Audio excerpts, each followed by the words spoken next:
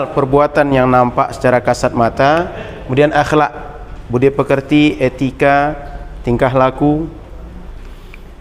Kemudian kalau kita lihat dari sumber ajaran Islam, ada Al-Quran, ada Al-Hadis, atau orang nyebutnya sunnah juga, terserah kita pakai istilah yang mana. Al-Quran dan sunnah ini sumber keduanya. Maka kalau kita turunkan antara keilmuan yang tiga tadi dengan sumber yang dua ini, i'tiqad merupakan tafsir,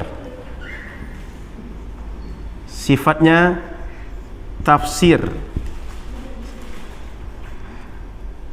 Tafsir dari Al-Quran dan hadis dalam ranah keyakinan namanya aqidah atau keyakinan atau usuluddin atau tauhid.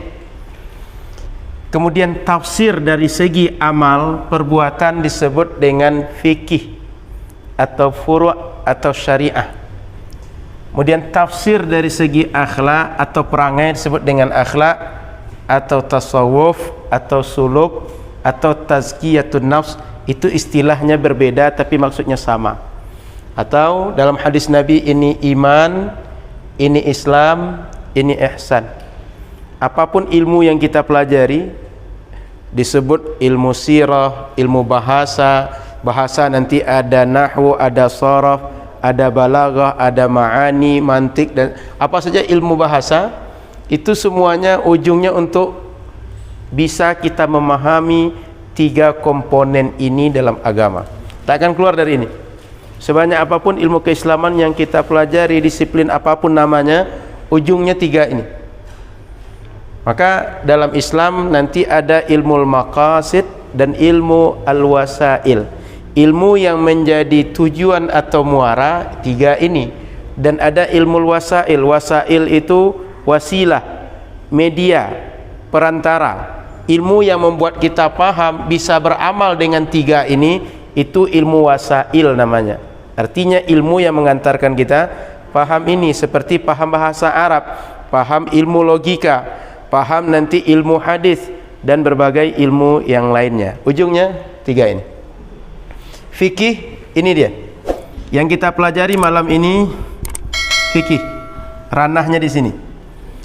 Maka fikih ini satu di antara yang pokok di antara ajaran agama, sehingga fikih ini mempelajarinya fardu ain, atau kita sebut wajib.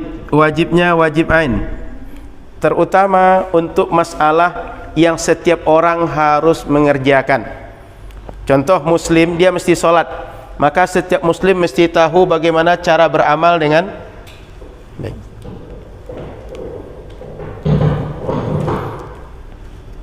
Fikih ini ilmu amal. Setiap orang harus beramal. Amal yang harus dikerjakan setiap orang itu mesti dipahami. Kalau tak dipahami ilmu untuk beramal yang wajib dibuat, berarti ilmunya tanpa amal. Ilmu tanpa amal kemungkinannya salah bila dikerjakan. Kita tidak tahu tapi mengerjakan yang tidak tahu. Kita tidak paham mengerjakan yang tidak paham. Itu enggak masuk akal. Itu enggak mungkin seperti itu. Maka orang muslim wajib sholat, maka setiap muslim mesti tahu ilmu tentang sholat. Dan sholat ini enggak langsung sholat kita, tapi ketika kita sholat mesti ada dulu yang lain yang kita lakukan, ada serangkaian ibadah yang lain. Maka seorang muslim ketika dia sholat, dia mesti paham bagaimana tata cara wudhu, dia mesti paham bagaimana tata cara mandi wajib, dia mesti paham kalau tidak bisa wudhu, tidak bisa mandi wajib, dia akan bertayamum, mesti paham tayamum. Nah, sebelum dia tayamum, sebelum dia mandi, sebelum dia wudhu, alat untuk dia mandi dan wudhu ini mesti air. Kemudian dia nanti mesti beristinja, mesti buang air dan segala macam. Maka dia mesti mempelajari tentang air, mesti mempelajari tentang najis, mesti mempelajari tentang hadas dan bagaimana membersihkan diri dari hadas dan najis dan seterusnya. Sehingga Bapak Ibu rahmati Allah, ketika kita belajar fikih ini belajar bagaimana beramal sehari-hari sesuai dengan tuntunan agama. Bukan sekedar teori, tapi praktek yang akan kita buat. Setiap hari kita akan solat 5 waktu, setiap hari kita akan solat ke masjid, solat di rumah, setiap hari kita solat wajib, solat sunnah. Ilmunya kita dapat di sini. Bagaimana mandi yang benar, wudhu yang benar, ilmunya dapat di sini. Maka sekali lagi, ilmu ini fardu ain, wajib setiap orang mempelajari. Timbul pertanyaan, Ustaz, kenapa kita tidak langsung pada Al-Quran dan Sunnah? Kenapa mesti ilmunya ada akidah, ada fikih, kemudian ada akhlak? Kita tidak usah banyak teori. Sekarang ada Al-Quran, banyak Al-Quran di masjid ini. Coba buka saja Al-Quran ini, lalu temukan hukum-hukum yang ada dalam ini. Kalau bicara langsung dari Al-Quran dan Sunnah, kita buktikan saja, bukalah Al-Quran. Bisa tidak memahami hukum di sini? Dapat tidak ilmu dari sini ketika kita buka langsung? Atau buku hadis, mungkin di masjid kita ada buku hadis. Hadapkan Al-Quran, hadapkan hadis, lalu ada masalah yang terjadi, buka Al-Quran, buka hadis, selesai masalah atau tidak? Faktanya tak selesai. Betul? Faktanya tak selesai. Kenapa? Tak paham Al-Quran, tak paham bagaimana menghubungkan dalil dengan masalah. Sementara masalah yang dialami manusia ini, setiap orang boleh jadi bentuknya sama tapi motivasinya enggak sama. Setiap orang boleh jadi kesalahannya sama tapi tujuannya berbeda. Dan fatwa setiap orang itu bisa nanti beda-beda. Contoh, ada orang ketika dia mengatakan, saya pindah agama, ikut agama Anda. Yang satu kafir, yang satu bisa tidak kafir. Kenapa? Yang satu dia menyebut itu karena dia betul-betul ingin pindah agama. Yang satu dia menyebut itu karena dipaksa. Kamu kalau tidak pindah agama saya, tak ikut saya, kamu saya bunuh. Dan itu betul ancaman yang akan dibunuh orang, bukan sekedar orang menakut-nakuti, tapi betul ancaman yang akan terjadi. Sudah hampir mati orang tadi, diancam. Kata orang tadi, kamu kalau tidak ikut saya, kamu mati. Lalu dia menyatakan, saya ikut Tuhan, sekedar menyelamatkan diri. Orang ini meskipun mati tak dihukumi kafir oleh Allah Subhanahu wa taala. Kenapa? Dia tidak memilih pindah agama, dia cuma terpaksa. Masalahnya sama, perbuatannya sama, tapi yang satu dihukumi muslim, yang satu dihukumi kafir. Kenapa? Beda dari niat orang tadi. Siapa yang paham itu? Orang yang paham Al-Quran dan Sunnah, yaitu para ulama. Yang kedua, Bapak Ibu yang dirahmati Allah Subhanahu wa taala, di zaman Nabi itu banyak sahabat ketika ada masalah nggak langsung tanya ke Nabi. Padahal Nabi hidup. Sunnah ini kan sumbernya Nabi. Logikanya kalau kita ada bersama Nabi langsung tanya ke Nabi, nggak perlu yang ininya. Ini kan produk dari Nabi ini. Kalau sahabat di masa Nabi bertanya langsung pada Nabi, berarti hari ini berarti ngikut sunnah langsung. Paham maksudnya? Tapi banyak sahabat ketika mereka bertanya nggak tanya ke Nabi, tanya ke sahabat yang lain, sahabat yang paham. Contoh dalam hadis Imam Hakim itu, ada sahabat Zaid bin Sabit duduk dengan sahabat Abu Hurairah, dan ada satu orang lagi enggak diketahui siapa nama tadi, kan tidak disebutkan oleh periwayat hadis. Lalu ketika mereka bertiga duduk, datang seseorang ke masjid. Dia ingin bertanya kepada Zaid bin Sabit. Lalu kata Zaid, ada apa? Saya ingin tanya. Kata sahabat Zaid, kalau mau tanya alaika Abu Hurairah, kalau bertanya kepada Abu Hurairah, jangan ke saya. Beliau ingin mengatakan bahwa ada orang yang patut ditanya dibanding saya, meskipun beliau itu sahabat yang sangat dekat. Al-Quran pertama sekali dibukukan oleh panitia yang diketuai oleh Zaid bin Sabit itu, paling paham Al-Quran, dia yang menjadi panitia membukukan Al-Quran. Tapi ketika itu katanya tanya kepada Abu Hurairah, padahal sahabat yang memimpin panitia membukukan Al-Quran. Tanya Abu Hurairah, lalu ditanya pada Abu Hurairah, selesai masalah. Duduk mereka bertiga. Duduk mereka bertiga, tambah yang datang tadi berempat. Mereka ditanya tadi, kalian ngapain di sini? Kami berdoa, kami berzikir. Kalau gitu saya ikut. Sehingga berempat duduk bersama. Ada sahabat Abu Hurairah, ada Zaid bin Sabit, ada satu yang tak disebutkan nama, dan datang satu orang lagi yang tak disebutkan nama juga. Sehingga ada 4 orang. Setelah datang 4 orang tadi berdoa, berzikir bersama, Rasul yang ada di kamar di rumah beliau itu ketika mendengar orang ini berzikir, berdoa bersama, keluar. Ketika keluar, tanya ke mereka, kalian lagi ngapain? Tadi apa yang kalian buat? Kata mereka, kami tadi sedang berdoa bersama Rasul. Lalu kenapa kalian diam? Kami takut. Kalau mereka berdoa bersama, mereka tadi berzikir bersama, dimarahi oleh Rasul, disalahkan oleh Rasul. Tapi Rasul kemudian katanya, buatlah apa yang kalian buat tadi. Rasul pun duduk bersama mereka, lalu mereka berdoa masing-masing, Rasul ikut mengaminkan doa mereka. Sehingga ibarat ini berempat, tambah keluar satu orang, beliau berdoa, yang empat mengaminkan. Beliau berdoa, yang empat mengaminkan. Beliau berdoa, yang empat mengaminkan. Beliau berdoa, yang empat mengaminkan. Itu hadis riwayat Abu Hurairah dalam Mustadrak Imam Hakim. Rasul ada, tapi yang ditanya siapa? Sahabat Abu Hurairah. Awalnya Zaid bin Thabit. Kalaulah mesti beramal langsung dengan Al-Quran dan Sunnah, maka sahabat tadi sudah di Masjid Nabi. Masjid Nabi kan dengan rumah cuma batas dinding gini. Yang sudah haji umroh saya yakin tahu bagaimana format Masjid Nabi dengan rumah beliau, cuma batas dinding. Tapi oleh sahabat tadi enggak tanya kepada Nabi, mana Nabi, saya ingin tanya kepada Nabi, enggak begitu. Tapi tanya kepada sahabat yang duduk di masjid. Paham maksudnya? Kenapa dilakukan itu? Karena sahabat tadi mereka anggap paham, bisa tempat bertanya. Karena dengan bertanya kepada mereka selesai masalah agama, ya sudah, kita tinggal beramal. Sehingga dalam Al-Quran disuruh fas'alu ahla dzikri in kuntum la ta'lamun. Tanyalah kepada orang berilmu kalau kalian tak tahu ilmu. Sahabat tadi ada ilmunya, dia bisa ditanya, bisa menjawab. Maka hari ini orang yang paham Al-Quran dan Sunnah itu disebut oleh kita ulama, atau orang alim, atau orang faqih yang paham hukum-hukum dalam agama ini. Sehingga yang kita ikut orang yang paham Al-Quran dan Sunnah. Kita meskipun punya ratusan Al-Quran, punya ratusan buku hadis, tidak paham Al-Quran dan Sunnah, juga nggak berguna, nggak manfaat, nggak bisa menggali hukum dari sana. Oleh karena itu tuntutan mengikuti ulama yang paham Quran dan Sunnah itu keharusan. Harusnya kenapa? Fakta keadaan kita, nggak perlu dalil masalah itu. Fakta kita, karena fakta kita dihadapkan Al-Quran, dihadapkan Sunnah, nggak paham kita. Itu. Jadi kenapa mesti belajar fikih juga? Karena Al-Quran dan Sunnah ini ilmunya banyak, universal, dia butuh dirincikan. Rincinya masalah akidah dalam sini, rinci masalah amal di sini ilmunya, rinci masalah akhlak nanti ilmunya di sini lagi. Maka ketika kita belajar tafsir, kalau tidak dipahamkan lebih detail masalah seperti ini, kita juga tidak bisa menurunkan dari ayat-ayat itu ilmu tentang ini. Cuma sekedar tahu arti tidak membuat kita bisa beramal. Paham Bapak Ibu?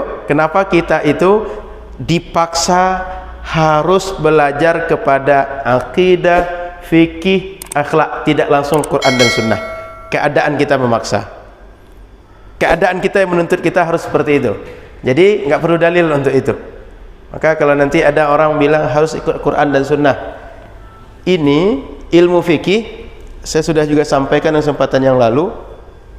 Ilmu fikih itu pengertiannya, definisi yang disepakati para ulama, al-ilmu bil ahkam asy-syar'iyyah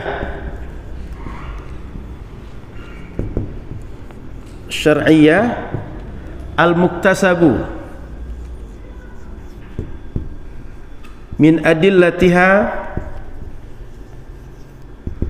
at-tafsiliyah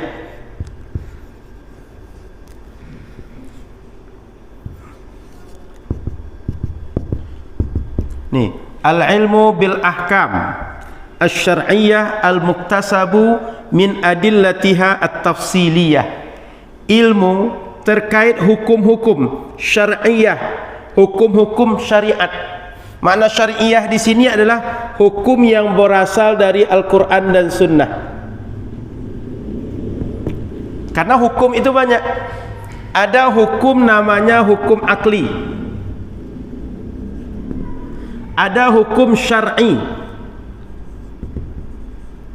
ada hukum namanya hukum adi. Hukum syar'i ini hukum yang berasalkan dalil Al-Quran dan Sunnah.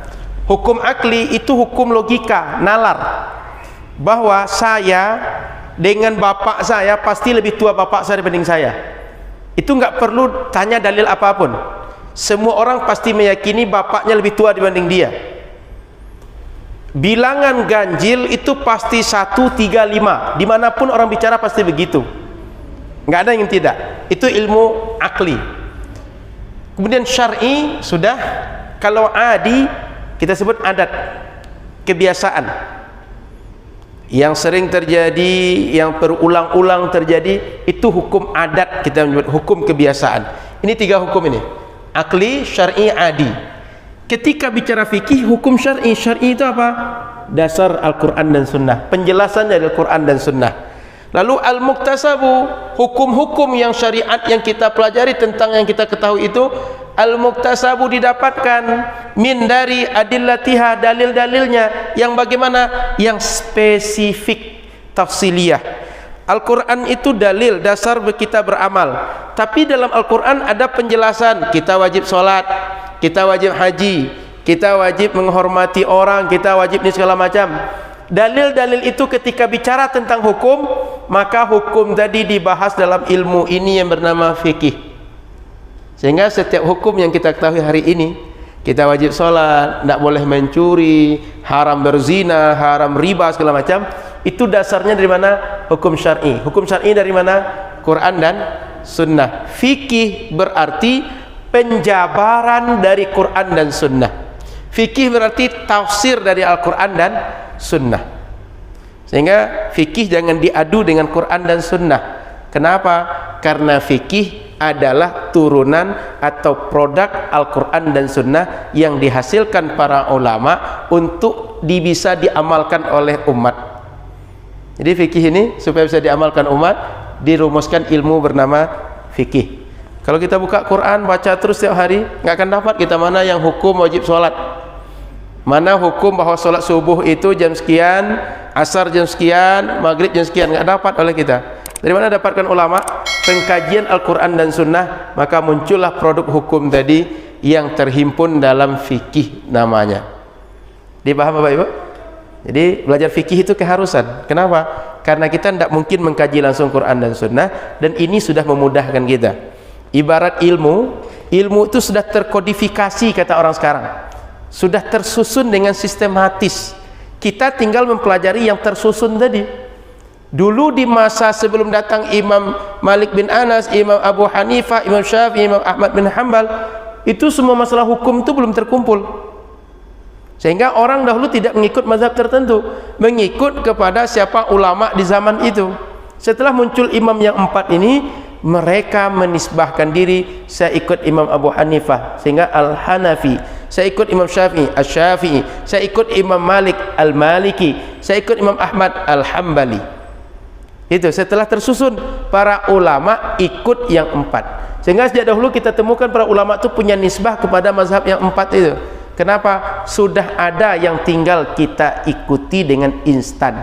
Dan tugas kita hari ini mengikuti yang instan ini. Maka jangan mempersulit diri untuk memahami Al-Quran dan Sunnah sendiri. Karena sampai kapanpun kita nggak akan dapat, nggak akan paham. Kecuali mau nyantri lagi. Siap nyantri lagi? Masuk pesantren, belajar 10 tahun lagi. 6 tahun sekarang nggak memadai. Apalagi banyak gangguan. Di tangan kita aja banyak yang membuat kita tidak jadi belajar. Nah, maka dulu para ulama mereka belajar puluhan tahun, bahkan belajar itu sampai rihlah ke banyak tempat, datang ke negeri yang jauh supaya dapat ilmu. Hari ini kita tak bisa itu semua, sehingga ilmu kita tak bisa seperti mereka. Nah, baik, jadi itu Bapak Ibu kenapa kita mesti belajar fikih, lalu kenapa kita belajar satu di antara 4 mazhab yang ada. Nah, mudah-mudahan ini menjadi pengantar. Baik, kita buka kitab, silakan yang punya kitab. Alhamdulillahi Rabbil Alamin, wa sallallahu ala sayyidina Muhammadin an-nabiyyi wa alihi at-tahirin wa ashabihi ajma'in. Betul? Ketemu? Ini para ulama sudah kebiasaan mereka kalau membuka kitab itu dengan baca bismillah atau alhamdulillah, bersyukur kepada Allah, bersyukur bahwa Allah berikan ilmu, lalu Allah berikan kekuatan bisa nulis kitab. Bersyukur Allah berikan niat yang baik, kesempatan yang baik, terkumpul ilmu-ilmu, terkumpul referensi, bisa nulis kitab. Maka diawali dengan alhamdulillah. Selain itu, selain bersyukur, setiap perbuatan baik yang kita buat tidak dimulai dengan menyebut berzikir kepada Allah, maka perbuatan baik tadi abtar, aqta, ajzam, tidak berkah, terputus dari keberkahan. Maka para ulama ketika menulis kitab, nulis bismillah atau alhamdulillah atau bismillah dan alhamdulillah. Kemudian wa sallallahu ala sayyidina Muhammadin. Ini adab para ulama. Didoakan Nabi. Kenapa? Nabi sumber semua ilmu yang kita punya. Nabi sumber hidayah yang kita punya. Kalau tak ada Nabi, kita tak tahu apa-apa. Maka Nabi yang mengajarkan semuanya kepada kita, kita doakan Nabi. Maka umat yang pandai bersyukur, mereka mendoakan orang yang telah berjasa kepada mereka. Itu sebabnya kita juga diajarkan Al-Quran untuk sebanyak berdoa, Rabbighfirli wali walidayya warhamhuma kama rabbayani saghira. Doakan orang tua kita, sebab dari orang tua kita banyak tahu, dari orang tua kita banyak dapat nikmat. Wa alihi, dan keluarga beliau, keluarga Nabi Muhammad sallallahu alaihi wasallam at-tahirin, yang suci, yang bersih, yang terjaga. Wa sahabatihi, dan para sahabat-sahabatnya, terutama sahabat yang hidup, yang berjuang bersama Nabi dalam keadaan susah. Nabi tak ada kawan, mereka mengawani Nabi. Khalifah yang 4 itu sahabat-sahabat yang mulia.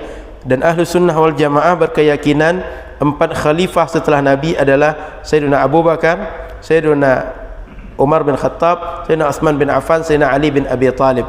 Tidak sama dengan Syiah yang mereka menganggap imam itu ada 12 dan imam yang pertama adalah Ali bin Abi Talib.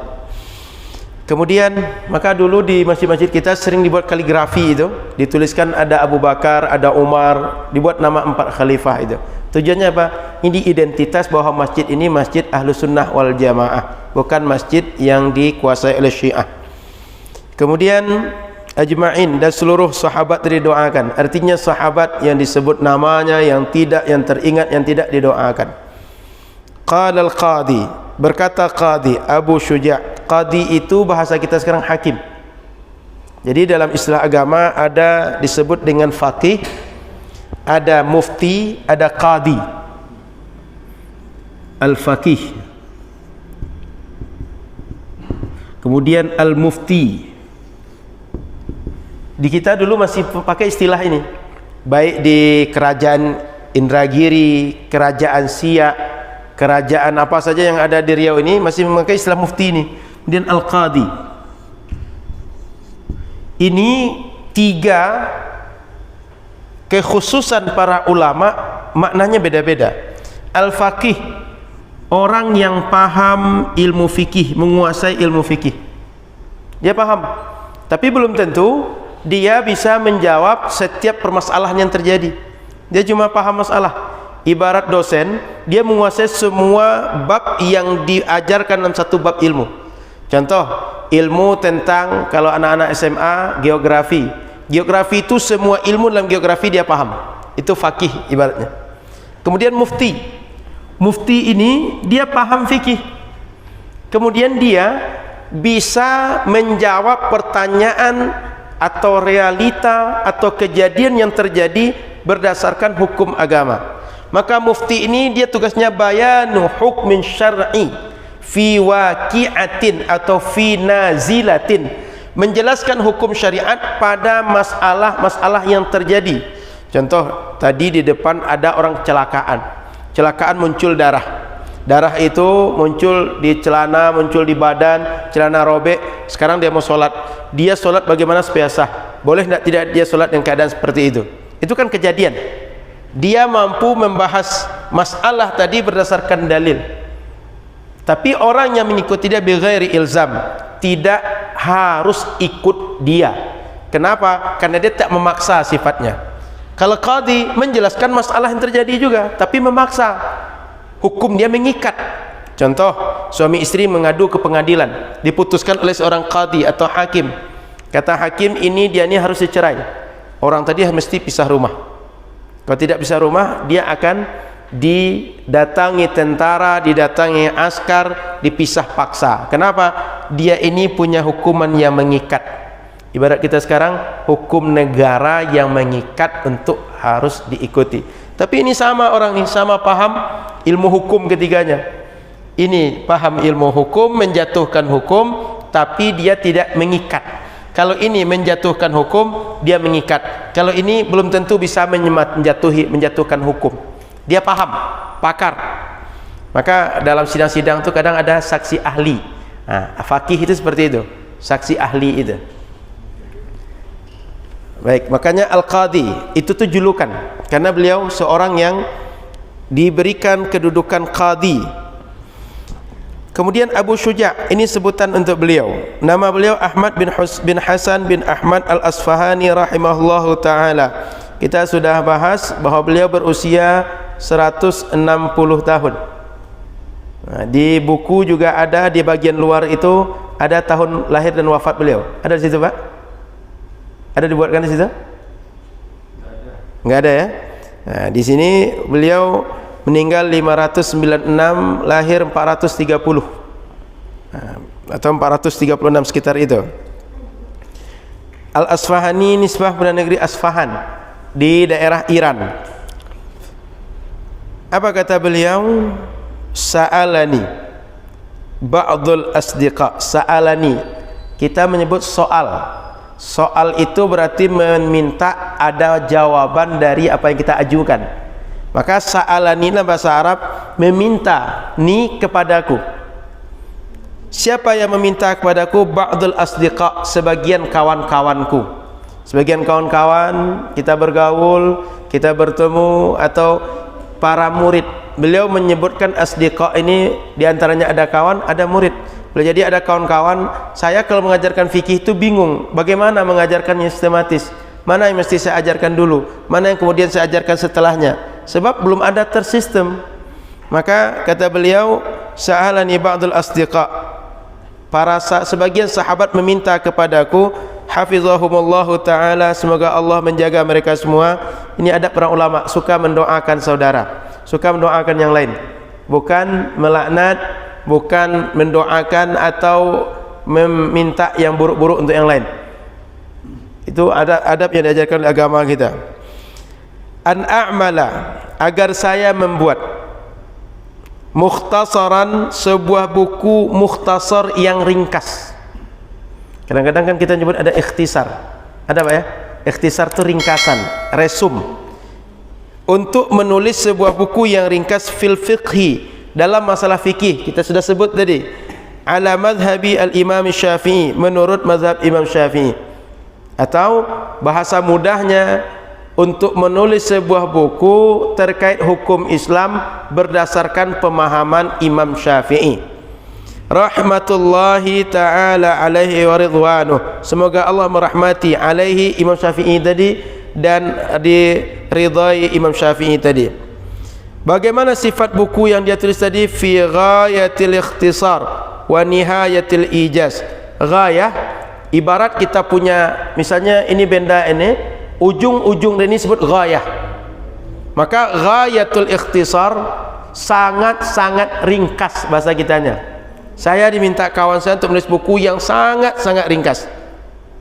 Wa nihayatil ijaz, nihayah itu kalau ibarat kita perjalanan paling ujung dari suatu perjalanan. Ijaz itu adalah sederhana, jadi sangat ringkas, sangat sederhana. Ibarat kita membuat sebuah bentuk sesuatu, bagaimana paling mudah dipahami orang. Kalau membuat kerangka, bagaimana kerangka ini paling mudah dipahami orang. Kan kita kadang kalau membuat bangunan masjid ini kan ada gambar tuh, tolong buatkan bagaimana gambarnya sesimpel mungkin di papan ini, sehingga ketika digambarkan orang paham. Nanti di sini ada tiang, di sini ada tempat sholat, di sini ruang imam, di sini tempat wudhu. Kata beliau, sahabatku meminta padaku buku itu ditulis dengan sangat ringkas, sangat simpel, sangat sederhana, sehingga siapapun orang yang belajar mudah memahami, mudah untuk menangkap. Dan ketika dia belajar, liyaqruba 'alal muta'allimi darsuhu, agar para pelajar, liyaqruba, agar dekat, 'alal muta'allim, kepada bagi orang-orang yang belajar, darsuhu, untuk mempelajarinya. Maksudnya agar mudah buku yang engkau buat itu tuan dipelajari oleh para pelajar. Jadi buku meskipun banyak buku kita tak bisa dipelajari, apa gunanya? Nah, kata beliau, buatlah yang pendek, yang ringkas, yang simple, yang sederhana dan mudah dipahami. Wa yasula 'alal mubtadi hifzuhu, wa yasula, dan mudah, 'alal mubtadi'i, bagi orang yang pemula, hifzuhu, menghafalnya. Ini ada istilah dalam belajar itu yang sering dipakai oleh para ulama. kita juga memakai istilah itu. Ada MI sekolah kita, Madrasah Ibtidaiyah. Istilah dalam belajar para ulama menyebutnya ada al-mubtadi atau mubtadi'u, kemudian al-mutawassit, ada nanti al-muntahi. Sebagian istilah ini ada yang sama. Al-mubtadi ini pemula. Pemula itu dalam artian masalah apa saja dalam suatu ilmu orang belum menguasai, belum tahu. Fikih, apa sih fikih? Dia belum tahu apapun dalam fikih itu. Kemudian muntahi, mutawassit, dia sudah belajar fikih, sudah tahu masalah fikih ini, tapi belum mendalam. Sekedar dia sudah belajar saja bahwa dalam fikih ada pembahasan tentang fikih ibadah, ada fikih muamalah, ada fikih keluarga. Dalam fikih keluarga ada pembahasan ini segala macam, tapi belum mendalam. Muntahi ini orang masa kita expert, kalau orang sekarang sudah prof, dia sudah pakar. Ilmu dalam satu ilmu itu bukan sekedar tahu lagi teorinya, tapi filosofinya dia paham. Dari mana dia ambilkan ilmu ini, bagaimana prosesnya sehingga kita menyimpulkan dengan kesimpulan yang kita dapat hari ini. Ini muntahi. Maka kata beliau, ini kitab ini lil mubtadi, bagi para pemula, orang-orang yang belum banyak paham tentang fikih, sehingga kalau dipelajari kitab ini dia mudah menghafal. Kalau kita wudhu, bagaimana caranya, berapa rukun wudhu, berapa yang harus kita kerjakan dalam wudhu, dalam buku ini mudah untuk dihafal. Nah, semua kitab, dan kalau kita tengok pelajaran SD sampai SMA, bapak-bapak bisa menganalisa, termasuk nanti ketika kuliah, ilmu yang kita pelajari dari SD sampai kita kuliah itu ilmu itu juga. Cuma ketika dia SMP, ilmu yang SD tadi dikembangkan lebih luas dengan pembahasan yang sama. Naik nanti SMA, ilmunya itu juga tapi dikembangkan lebih luas. Masuk ke kuliah, itu lebih spesifik, lebih mendalam lagi tentang satu ilmu. Ilmunya itu juga, induknya itu juga.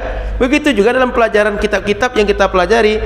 Kitab dasar ini maupun dibuat banyak pun kitab, mau tebal seperti ini, mau 10 jilid, pokok ilmu itu adalah yang ada di kitab kita ini. Dalam mazhab Syafi'i ini yang pokoknya. Sehingga kalau kita hafal kitab ini, paham kita kitab ini, pokok-pokok ilmu dalam fikih Syafi'i sudah kita dapatkan. Adapun kitab yang lebar seperti ini, yang luas dari seperti ini untuk memahami lebih dalam. Tapi mengetahui apa yang mesti kita buat dalam fikih mazhab Syafi'i sudah tercover oleh kitab ini. Mengetahui, tahu kita apa masalah ini, bagaimana caranya, sekedar tahu. Tapi kalau kitab lebih luas nanti dijelaskan, kok dia bisa begitu, dari mana dalilnya, bagaimana cara pengambilan dalilnya. Dalil yang lain ada, dalil ini ada, bagaimana kita mengambil dalil ini, tak mengambil dalil yang lain, dijelaskan. Jadi bahan dasarnya ada di sini. Maka kata beliau, mudah untuk dihafal bagi para pemula. Wa an ukthira fihi, dan ketika saya menulis kitab ini, saya memperbanyak fihi, dalam kitab ini, minat taksimat, membuat banyak pembagian-pembagian. Ibarat kita sekarang dibuatkan ada babnya, ada subbabnya. Kalau tak dibuatkan bab, tak ada subbab, kita sulit mapping dalam satu ilmu. Fikih itu semuanya ilmu tentang jihad, jual beli, ilmu tentang berkeluarga, nanti nikah, ada cerai, ada khulu dan segala macam. Itu ilmu juga semuanya. Tapi perlu setiap ilmu ini dipetakan agar apa? Orang mudah untuk memahami dan sistematis dalam mempelajari. Sehingga banyak taksimat wa hasril khisal, dan membatasi masalah. Sehingga ketika membahas satu masalah itu dia tak melebar, tak mengambang kemana-mana, tapi jelas satu masalah, tuntas, dia fokus. Fa'ajabtuhu ila dzalika taliban litsawab. Fa'ajabtuhu, maka saya jawab, saya penuhi. Apa yang saya penuhi? Permintaan kawan-kawan saya tadi. Permintaannya apa? Menulis buku yang ringkas, yang simpel, yang punya pembagian pembahasan, yang ada penjelasan pembahasan, saya penuhi. Kenapa saya penuhi? Taliban litsawab, saya berharap balasan dari Allah, tak mengharapkan balasan dari yang lain. Ini para ulama sejak dahulu kan nulis buku menyampaikan ilmu lillah, sehingga ketika mereka sampaikan ilmu, mereka tulis ilmu berkah, dijaga oleh Allah. Dan ini imam meninggal 596, kita sekarang 1442, bukunya masih kita pelajari. Itu maknanya sejak itu, katakan tahun 600 orang mulai mempelajari buku ini, sampai 1400 sudah lebih 800 tahun, orang kalau baca buku ini pasti doakan beliau. Kayak kita tadi membaca rahimahullah, semoga Allah rahmati beliau. 800 tahun didoakan terus oleh orang. Kita kira-kira berapa tahun akan didoakan orang? Atau kira-kira siapa yang akan mendoakan kita? Dan hebatnya kitab ini, mau belajar di Makkah, belajar di Mesir, belajar di Jawa, belajar di sini, ini dipakai orang sebagai kitab pertama untuk belajar, kitab pemula. Mau di pesantrennya Al-Azhar, selain Al-Azhar dipakai orang. Al-Azhar ini juga dipakainya. Meskipun memakai nanti kitab Iqna atau kitab Hasyiah Baijuri atau Fathul Qarib, kitab dasarnya ini. Maka banyak orang mendoakan beliau. Kenapa? Ketika menulis, ketika berbuat, dia lillah. Maka ini pelajaran bagi kita. Apapun yang kita buat kalau lillahi ta'ala, Allah akan menjadikan kekal, Allah akan menjadikan sempurna. Maka kata Imam Malik, maka lillahi yabqa. Apapun yang kita buat karena Allah berkekalan. Di antara berkekalan itu ya pahala tadi, termasuk doa orang untuk kita. Maka orang baik itu sering dikenang orang, jarang orang lupa dengan orang baik. Sehingga kalau tersebut orang baik, orang terpikir kebaikan dia dan orang mendoakan dia. Maka hidup kita singkat ini gunakanlah untuk yang baik-baik, seperti Imam Abu Syuja' yang menulis kitab untuk kita.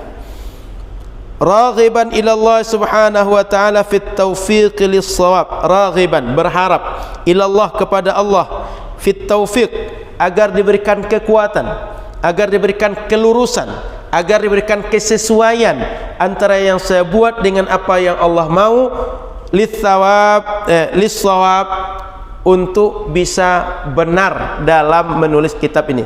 Artinya tujuannya dia minta kepada Allah agar Allah berikan kelurusan dan benar dalam menulis kitab ini. Mintanya kepada Allah, tak minta kepada yang lain.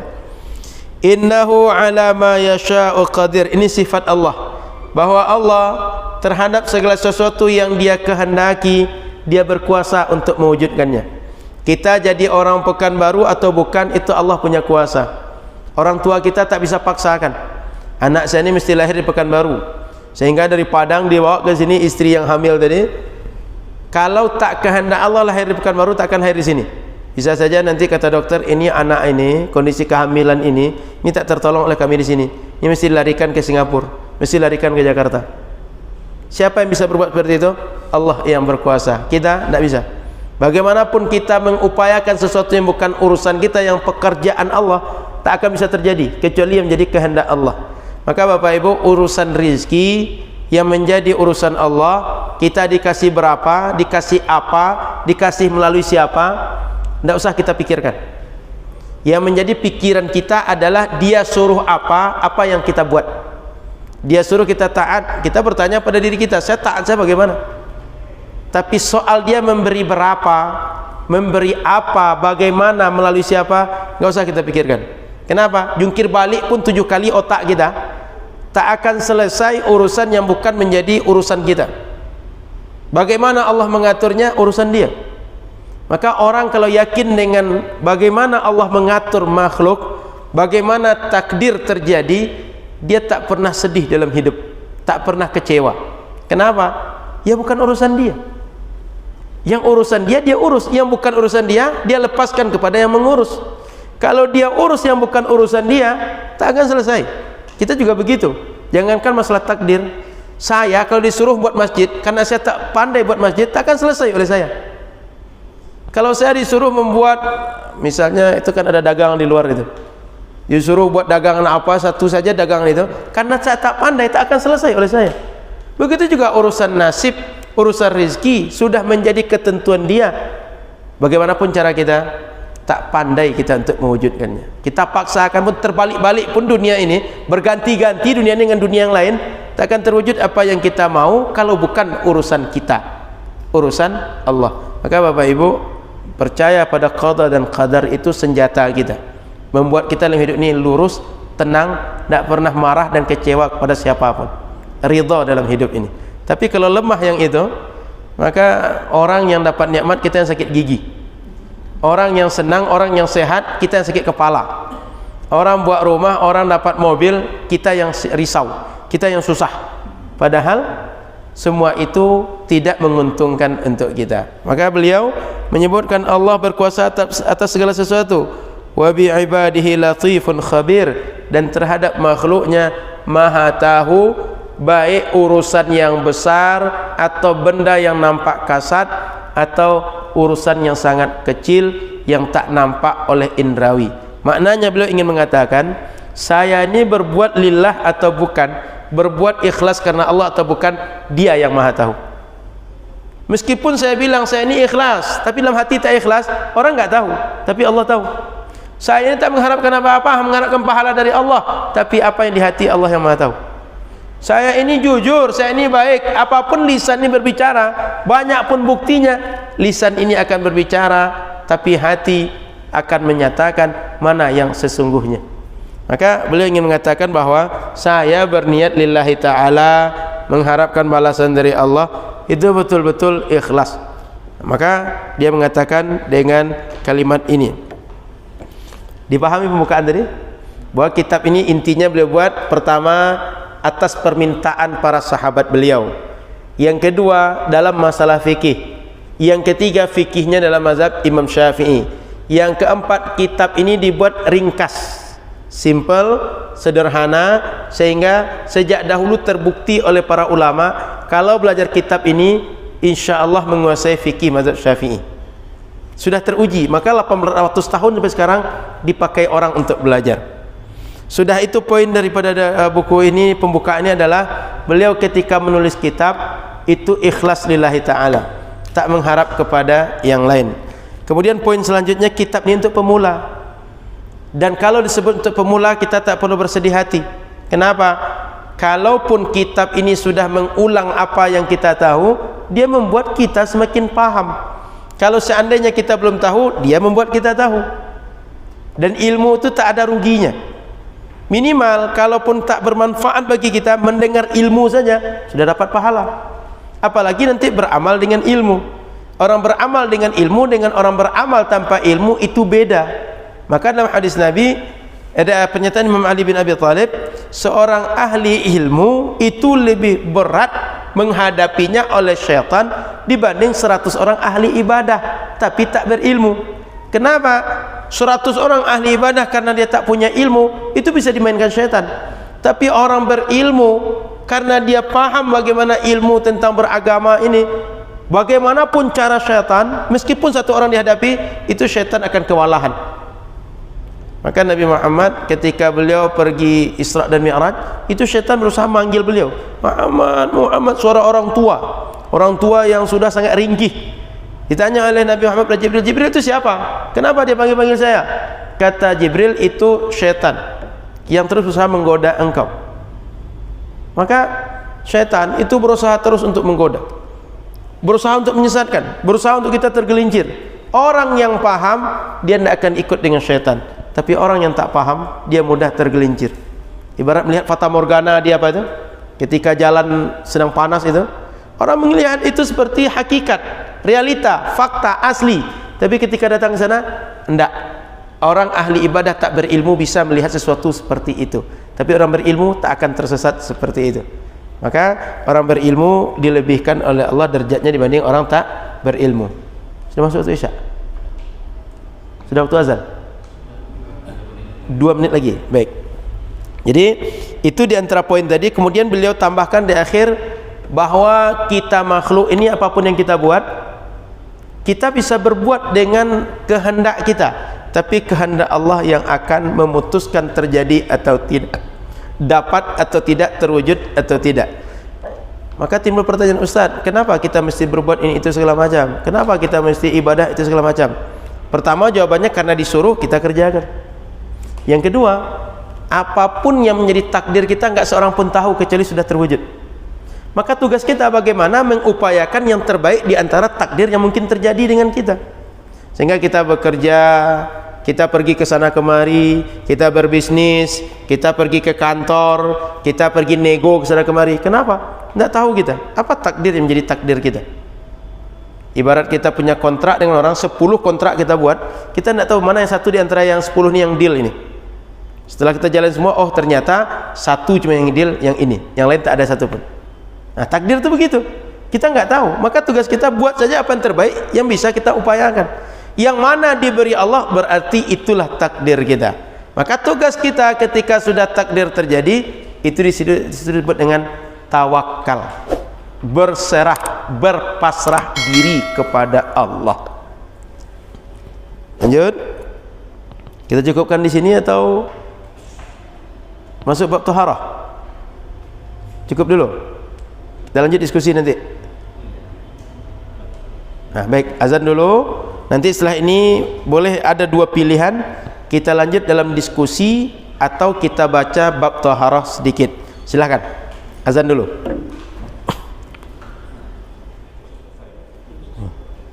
Gimana? Lanjut tanya jawab? Baik Pak, kalau ada bertanya silahkan. Kalau ada bertanya,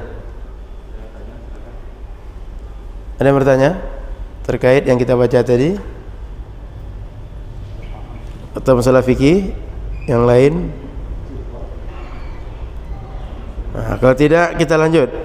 Kitab at-taharah, kitab yang menjelaskan tentang taharah, atau dalam kitab buku-buku kita bab yang menjelaskan tentang taharah.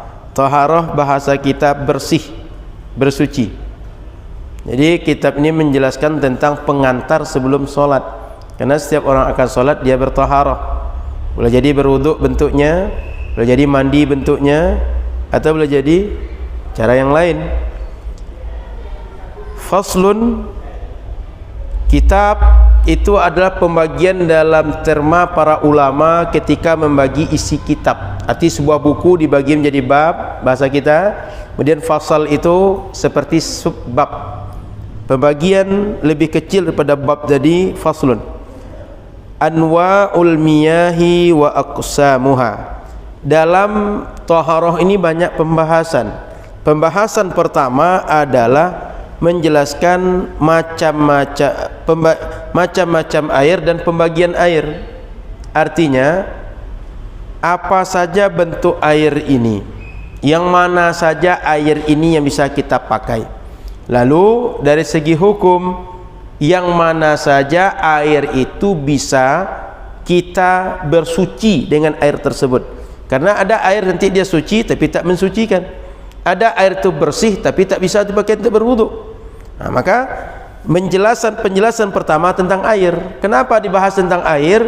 Karena alat taharah yang paling umum, yang paling banyak bisa dipakai orang, ya air ini. Maka pembahasan tentang air ini mutlak harus diperlukan. Kalau tak paham air, maka kita tak akan bisa melakukan taharah. Sebab kita bersuci, mohon maaf, membersihkan dubur dan kubul setelah buang air itu dengan air. Kalau tak tahu ilmunya, kita tak akan benar. Sehingga kalau tak benar dalam masalah itu, dibawa solat kita tidak akan sah. Dibawa untuk ibadah yang lain tidak akan sah. Kenapa? Caranya tak benar. Maka supaya benar dipahami dulu mana air yang bisa dipakai, mana tidak. Karena air ini banyak, ada air yang datang dari langit, ada yang berasal dari bumi. Lalu ketika dia nanti berkumpul, dia lagi banyak lagi macamnya. Ada nanti disebut dengan air danau, air laut, air sungai dan lain-lain. Kemudian kata beliau, al-miyahul lati, miyah ini jamak dari ma'un. Ma itu air, miyah jamak dari ma, maka artinya air-air. Allati yang yajuzu diperbolehkan, biha dengan air tersebut, at-tathiru untuk bersuci, sab'u miyahin, ada 7 macam air, ada 7 kategori air. Artinya kalau ada air itu di tempat atau berbentuk 7 bentuk ini, maka kita boleh memakainya untuk bertaharah. Ma'us sama, pertama air langit secara terletnya, bahasa kitanya air yang turun dari langit atau air hujan. Yang kedua ma'ul bahri, yaitu air laut, air yang berkumpul di pecahan bumi. Laut itu kan belahan bumi, di belahan bumi terkumpul banyak, disebut oleh kita laut. Nah, air laut mau asin tidak asin itu boleh dipakai untuk berwudu. Ma'un nahri, air yang berasal dari pecahan yang lebih singkat daripada belahan bumi ini, yaitu sungai. Air sungai.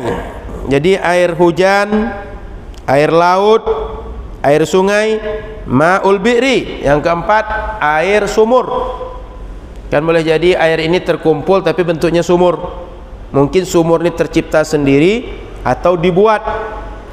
Kemudian ma'ul aini, air yang keluar dari bumi. Dia tak berbentuk sumur tapi keluar aja, kayak air mata air bahasa kita.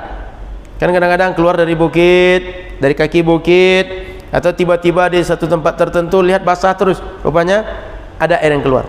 Lalu oleh orang diolah jadi air artesis dan segala macam. Kemudian ma'us salji, ma'us salji, air salju. Jadi dari langit itu turun, ada hujan yang cair, ada yang beku. Maka salju itu nanti ketika dia mencair, itu bisa kita pakai untuk berwudu. Seperti air di freezer itu. Yang freezer itu kan nanti menjadi beku, setelah dia beku menjadi cair, itu boleh kita pakai untuk berwudu. Maka air salju atau air es boleh kita pakai untuk wudu. Wa ma'ul baradi, dan air yang oleh orang kita sering diartikan dengan air embun. Artinya ada air-air dengan sumber yang lain, mungkin keluar dari tanaman atau keluar dari tempat yang lain, bisa dikumpulkan, kita pakai wudu, itu boleh. Artinya Imam Abu Syuja ingin menjelaskan kepada kita sumber air, tempat air untuk kita pakai berwudu itu banyak macamnya. Tidak mesti air leding ini satu saja, tidak mesti air tangki yang turun itu saja, tidak mesti air yang mata air saja, tapi banyak sumbernya yang semua itu boleh kita gunakan untuk berwudu. Maka boleh jadi nanti kita berjalan atau pergi ke tempat, di situ ketemu sungai, di situ ketemu danau, di situ ketemu laut, di situ ketemu nanti sumber-sumber yang lain, silahkan dipakai untuk berwudu. Bagaimana kriteria lanjutan yang mana boleh air yang dipakai wudu tadi? Dalam pekan depan insyaallah akan kita bahas, karena air sungai tadi ada yang bisa dipakai untuk wudu, ada yang tidak. Sehingga nanti ada hukum air, dia suci bisa mensucikan, dia suci tidak mensucikan, dia suci tapi makruh dipakai, ada air dia tidak suci dan tidak pula mensucikan. InsyaAllah dalam pekan depan akan kita bahas pembagian air ini, sehingga kita paham yang mana satu yang harus kita pakai dan yang mana yang tidak boleh kita pakai untuk berwudu, insyaAllah. Terima kasih, sampai ketemu di Rabu akan datang.